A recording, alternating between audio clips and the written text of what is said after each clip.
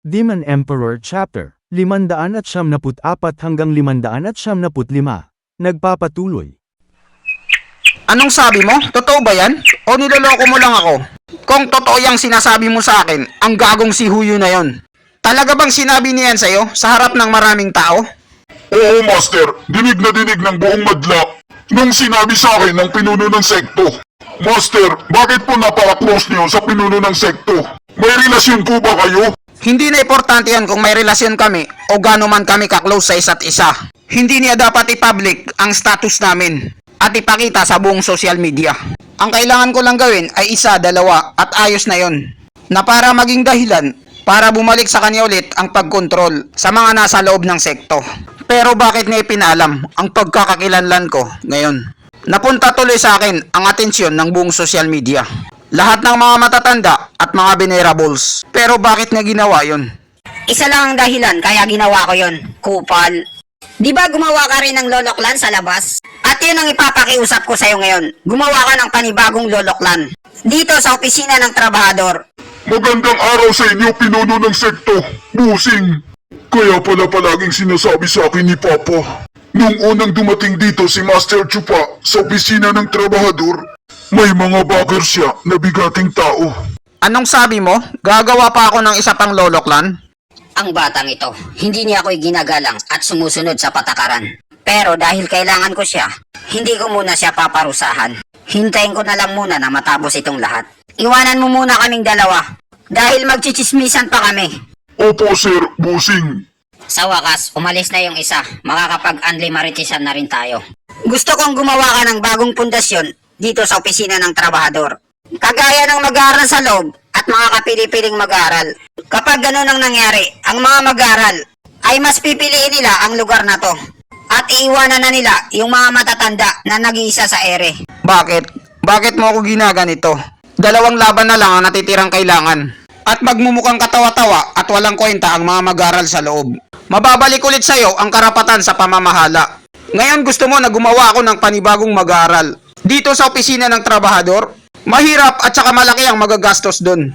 Ang mga matatanda na yon, masyado nang malalim ang ugat nila sa loob ng sekto. Kahit anong gawin kong pagbabago, hindi pa rin sila magbabago at hindi pa rin mawawala ang pagiging kurap. Kahit maayos pa ito ng panandalian dahil sa darating na pagtitipon ng dalawang dragon. Pero hindi pa rin ito magtatagal, babalik pa rin ito sa dating gawi. Mas magandang gumawa na lang ng panibago. Kailangan nating ubusin ng lakas ng mga mag-aaral sa loob. Kapag wala na silang nakukuhang supply ng ayuda, saka lang natin mawawasak ang mga matatanda na yon habang buhay. Samantala, ang opisina ng trabahador ay walang may paki dito. Pwede mong gawin ang lahat ng gusto mo. Kahit magnakaw ka pa, mang hold up at mang rape, walang magsasabi sa'yo na itigil mo dahil masisira ang buhay mo. Ang paggawa ng mga bagong mag-aaral ay hindi madaling proyekto. Kailangan mo ng oras, mga tao, at higit sa lahat, kayamanan para magawa ito. Pinakamahirap sa lahat ay yung kayamanan. Saan tayo kukuha? Kahit ikaw pinuno ng sekto, ang mga matatandang yon ay ginigipit ka nila. Wala kang sapat na dahilan na may rarason para suportahan ang pondo ng opisina ng trabahador. Kahit sino ay pwedeng magsabi na ang pagbibigay ng budget dito ay isang pag-aksaya ng kayamanan. Walang papayag sa kanila sa binabalak mo. Sinong nagsabi sa'yo na magbibigay ako ng pondo para sa proyektong ito? Alam kong nasa iyo ng lahat, isa kang billionaire. Kaya basic lang ito para sa'yo. Ano? Tangina mo ka? Gusto mo akong magbayad? At bakit ko naman gagawin yun? Hindi ko alam kung paano ka naging mayaman at saan galing ang yaman mo. Nagbigay ka pa sa mga mag-aaral ng mga mamahaling gamit. Tapos ngayon nagrereklamo ka dahil ayaw mong tumulong sa sekto natin. Isa kang membro ng Demon Semeng sekto. Tama ba ako? Kaya nararapat lang na tumulong ka sa sekto natin. Hindi ko sana babanggitin sa iyo ang planong ito. Kung hindi ko alam na isa kang billionaire, ikaw lang ang makakagawa nito at makakapagtayo ng bagong mag-aaral. At kung gaano ito katagal, inabot ka ng 10 taon para may tayo ang loloklan. Sigurado ako na hindi tatagal ng ganon at makakagawa ka na ng mga mag-aaral sa loob. Patungkol naman sa mga tao, nandyan ang mga trabahador, pwede kang mamili sa kanila. At saka ipinost ko na rin at ikinalat sa buong social media na ang opisina ng trabahador ay may isang master na kaya kang sanayin para maging isang kapili-piling mag-aaral sa loob lamang ng maikling panahon. Sigurado ako na nag-viral na ito sa mga mag-aaral sa loob at mag-aaral sa labas. At dudumugin ka nila. Kaya i-relax mo lang ang butotoy mo. Ang problema na lang ay ang kayamanan. Ha ha ha! At alam kong ikaw ang bahala doon. Parang ninanakawan mo ko ng patalikod. Pinaghirapan ko yan gamit ang aking dugo at pawis. Hindi ko pwedeng ipamigay na lang kung kani-kanino. Pag-isipan mo yung mabuti dahil kayamanan lang yan. Hindi mo madadala sa iyong hukay. At wag na wag kang lalapit sa akin na umiiyak. Yan ay tulong mo na rin yan sa sekto natin. At siya nga pala, nasabi na rin siguro sa'yo ng batang yon. Bigyan mo rin ako ng kagamitan na sariling akin. Tama na, masyado mo na akong inuubos. Wala nang natira sa akin. Ngayon magmumukha na akong isang pulube. Napakadamot mo at puro reklamo. Bata, mas magandang sundin mo ang inuutos ko sa'yo. Matagal na kitang pinoprotektahan. Siguro panahon na para bayaran mo ito. Ha ha ha ha. Napakawalang hiya mo talaga, si Huyo. Oo nga pala, hindi na ako dapat magtaka dahil nasa demonyong sekto ako. Lahat ng tao dito ay masasama. Kung ganon, ipaparanas ko sa kanila kung gaano ako kasama. Si Huyo, ngayon tatanggapin ko itong pinapagawa mo. At hindi ako titigil hanggat hindi ka umiiyak. Lahat kayo! Magtipon-tipon kayo rito! Bilisan nyo! Matandang ewan, sino ba ang nagpatawag ng pagtitipon? Di ba si Kuilang na may itim na kalbo at Tiwiling na makapalang muka ay wala na? Ang mga tao ay umaalis at mayroon ding babalik. Ang lugar na to ay hindi magiging sagana kung walang mga tao. Ang dalawang kupal na yon ay umalis na, pero may pumalit sa lugar nila. Kaya bilisan nyo na ang paglalakad. Baka mahuli kayo at magalit pa siya sa inyo. Siguro isa na namang mag-aral sa loob ang nilagay dito. Umalis na nga yung dalawa, tapos may isa na namang nagpakita. Hay nako, wala talaga tayong pagkakataon na makapagpahinga. Napakalupit nila. Maganda sana kung medyo mabait-bait siya.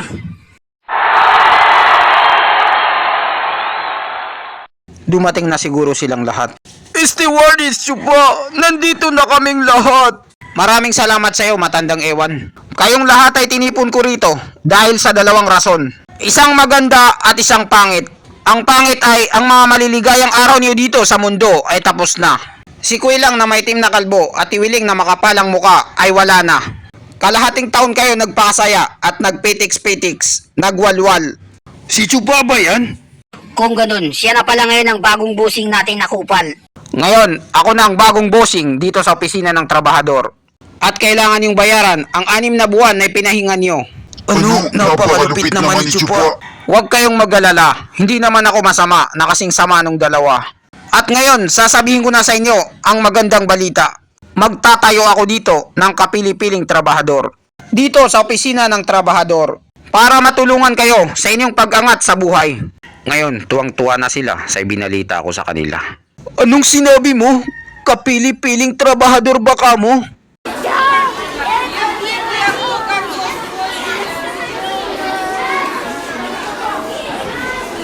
Nagkakagulo na sila. Kailangan kong makuha ang atensyon nila. Lahat kayo, makinig kayo sa akin. Ito ang opisina ng trabahador. Ang pinakamababa sa lahat. Dito sa sekto. Lahat kayo rito ay pinarusahan o di kaya itinapon. At malabo na kayong makabalik sa dati ning buhay. Pero mayroon din namang mga ilan-ilan na sinuwerte sa buhay. Katulad na lang ni Kuilang na may itim na kalbo at Tiwiling na makapalang muka. Nakabalik na sila ulit bilang mag-aral sa loob. Mayroon din naman nagiging tagapamahala rito pero kakaunti lang. Samantala, ang karamihan sa inyo ay dito natatanda at mamamatay. Yung iba naman, ginawang pataba sa halaman ng mga nakakataas para sa training nila. Ang turing nila sa atin ay mas mababa pa sa dukha. Paano na lang tayo mabubuhay sa pang-araw-araw natin kung hawak nila sa kanilang mga kamay ang ating buhay? Tama, kailangan natin lumaban. It's a revolution. Tama si Chupa, ginagawa lang tayong utos-utusan na parang aso ng iba. Nagtatrabaho tayo araw-araw para sa kanila. Tapos sa isang pagkakamali lang, pwede na nilang kunin ang buhay natin. Magaling, buti na intindihan nilang ibig kong ipahiwatig. Alam ko, lahat kayo rito ay kilala niyo ako. Isa akong special child mula nung napunta ako rito. Hindi man lang nila ako sinubukan. O tinanong man lang. E diniretso na nila ako dito kahit wala akong kasalanan. Wala akong nagawa na kahit anong krimen. Pero bakit? Kayo na ang magtanong kung bakit. Isa lang ang dahilan. Dahil naiinggit sila sa akin. Nagsiselos sila. Dahil sa talento ko. At kagwapuhan. Narinig din na siguro ang balita. Kay Kuwelang na may itim na kalbo at Tiwiling na makapalang muka. Ang sinapit nila. At nakita niyo rin, gamit ang dalawa niyong mga mata. Ang madilim na katotohanan sa loob ng sekto. Ang mga hayop na mga matatanda na yon at mga venerables, masyado silang naiinggit sa mga pogi at talentong kagaya ko.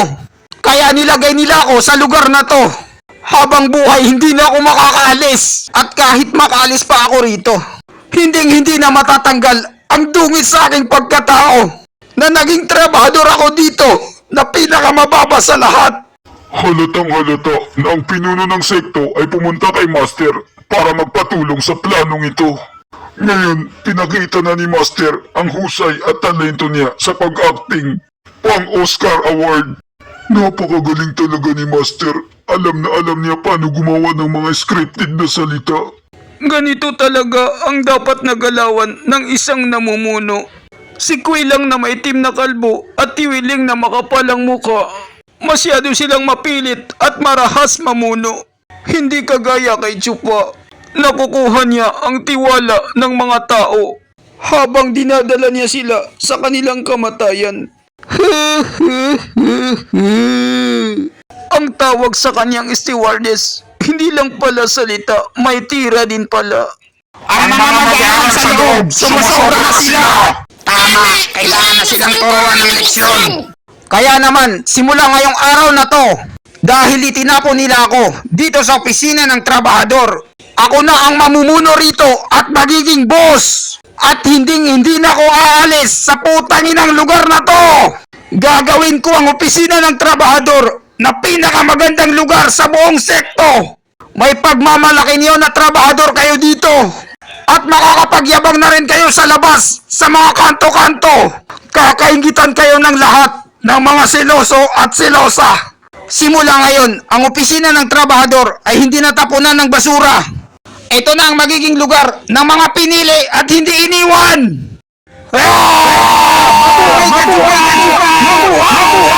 Hahayaan natin ang mga ibang mag-aaral na mamatay sila sa inggit. Mag-aaway-away sila para lang makapasok dito sa opisina ng trabahador. Pero kahit ano pa man ang gawin nila, papahirapan ko silang makapasok dito. Nasisiraan ka na siguro ng bait dahil nananaginip ka na ng gising. Ang kayamanan na pondong nanggagaling sa sekto ay nakapix na yan kung saan mapupunta. Pinakaunang binibigyan ng ayuda ay ang mga kapili-piling mag-aaral, ang mga matatanda at mga venerables. Kasunod naman ang mga mag-aaral sa loob at mga tagapamahala. At ang pinakahuli, ang mga mag-aaral sa labas. At para naman sa mga trabahador, sa opisina ng trabahador, wala silang nakukuhang ayuda. Wala rin kwenta kahit pumili ka pa dito sa mga trabahador. Dahil ang mga tao dito ay nakadepende lamang sa kani-kanyang sipag. Sino ba ang hinayupak na batang yan? Ngayon ko lang siya nakita dito. Kung walang pondong kayamanan, lahat ng mga sinasabi mong salita ay walang kwenta. Tama, ang sekto ay hindi sila magbibigay ng pondo dito para magamit natin. Stewardess Chupa, siya si Taiing. Dala-dala niya sa kanyang balikat ang nakakahiyang pangalan. Tinatawag siyang mamboboso sa sekto. Pinagbintangan siyang binusuhan ang kanyang nakakatandang ate habang ito ay naliligo. 3 taon na ang nakakalipas. Pagkatapos noon ay nilagay siya sa kalaboso at kalalayan niya lang ngayon. Sabay itinapon na siya rito. Hindi pa niya siguro nakikita o naririnig ang sikat na pangalan mo sa buong social media. Dahil kakalayan niya lang at hindi pa siya nakakapag-online. Ah, ganun pala. Isa palang mamboboso ang taong to. Mahilig pala siyang manilip ng mga naliligong babae. Pero sa palagay ko, nagkamali sila ng pagkakakilala sa kanya. Nakikita ko sa kanyang mga mata, siya yung klase ng tao na hindi gagawa ng mga ganong bagay. Hindi ko rin alam ang totoong istorya. Narinig ko lang yon sa tabi-tabi na chismis. Ayon sa namarites ko, ang kanyang binusuhang babae ay anak na dalaga ng ikapitong matanda.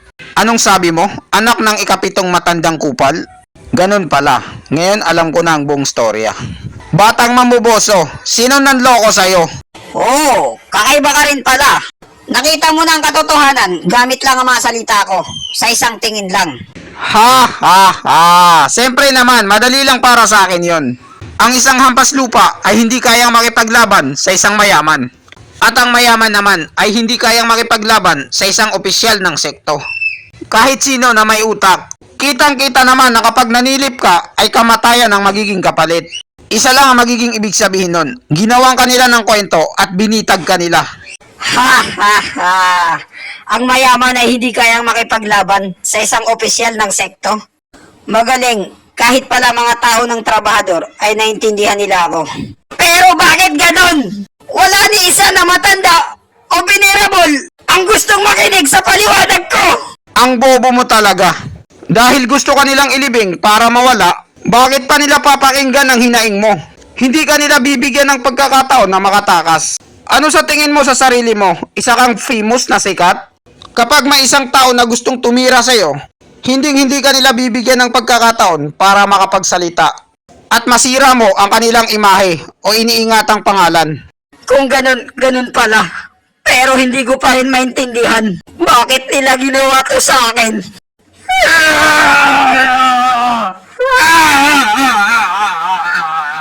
Bata, puro na lang kasinungalingan ang lumalabas sa bibig mo.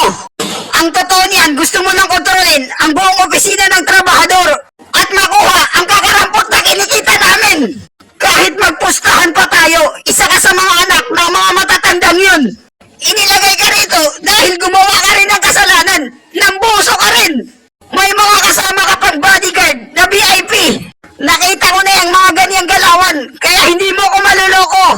Gumagamit ka rin ng mga koneksyon bilang backer. Siguro may nakaaway siya na anak ng mayaman o di kaya opisyalis ng sekto. Kaya binubungangaan niya ako ngayon. At galit na galit siya sa mga basurang anak ng mga mayaman. Bawat makita niya. Kailan pa naging ganito ang nangungunang pinakakupal na mag-aaral sa labas? Tae-ing, bakit nangyari sa'yo to? Nakakaawa ka. At naging iyaking bata. Mukha ka na tuloy ngayong pulubi na nanlilimos sa lansangan. Ang pinakamalakas na mag-aaral sa loob, si Negrong Guiho. Teka muna, ang Negrong ito, sino ba yan? Parang namumukhaan ko siya. Nagkita na ba tayo? At dito nagtatapos ang chapter 574 hanggang 575. Maraming salamat po sa panunood nyo. Mag-subscribe para laging updated sa buhay ni Chupa.